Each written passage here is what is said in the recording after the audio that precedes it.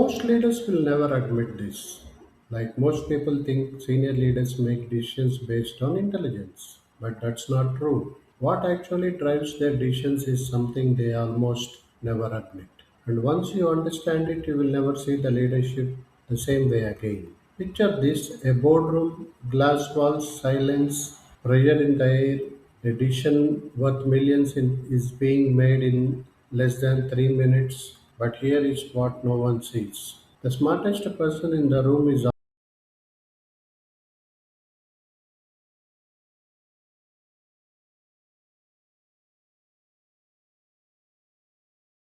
not always the one leading the decision.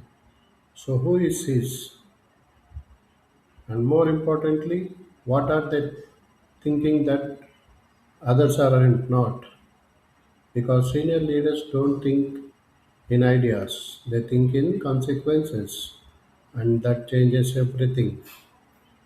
But there is a deeper layer most people never discover. At junior levels, decisions are about what is correct. At senior level, decisions become what can go wrong. This shift sounds simple, but it changes everything. Because while most people chase opportunities, senior leaders are silently scanning for risk. Not obvious risk, hidden risk, the kind that doesn't show up in the reports. And here is the twist: the better a leader becomes, the more paranoid they think, but not emotional paranoia, strategic paranoia. And this is where most people misunderstand leadership completely. Let's go deeper. A junior employee, will this project succeed? A senior leader, even if it succeeds, what could still destroy us?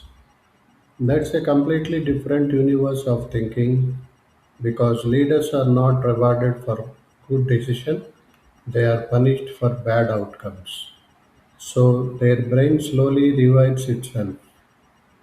To avoid disasters more than chasing wins, but here is something even more surprising.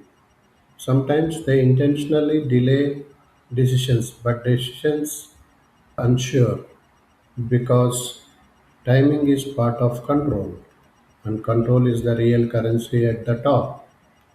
The hidden rule of power is there is an invisible rule in leadership. The higher you go, the lesser you speak and more you observe. Senior leaders don't dominate conversations, they extract information. They watch how people react under pressure. They don't just listen to answers, they listen to hesitation because hesitation reveals truth. And this is where things get uncomfortable. Most decisions are already emotional made. Before the data even enters the room, data only confirms what leaders already feel is right. And how do they develop their distinct? It comes from one thing: pattern memory. Years of seeing failure repeat in different forms, but there is still something missing, something even more powerful. The real secret pattern recognition. Senior leaders don't see problems, they see patterns of failure repeating. A missed deadline, they have seen it before. A confident pitch, they have seen it collapses before too. A safe decision, they know where it usually explodes later. So, while others see moments, leaders see cycles, and this creates a strange effect. They often sound negative, but in reality, they are just experienced in consequences. But here comes the most misunderstood part of the leadership thinking, the twist what they really care about. Senior leaders don't care about being right, they care about something deeper: survival of momentum. Because one wrong decision doesn't just fail a project, It can destroy trust, and once trust breaks at the top, everything slows down. So leaders protect one invisible asset above all, organizational confidence. That's why they sometimes choose safe but slow over fast but risky. Even when everyone else disagrees, and this is where tension builds inside nations because people feel like progress, but at the top, stability feels like survival. The final reveal the core truth. Here is what senior leaders never say out loud. They are not trying to optimize success. They are not trying to avoid irreversible damage. That's a real filter.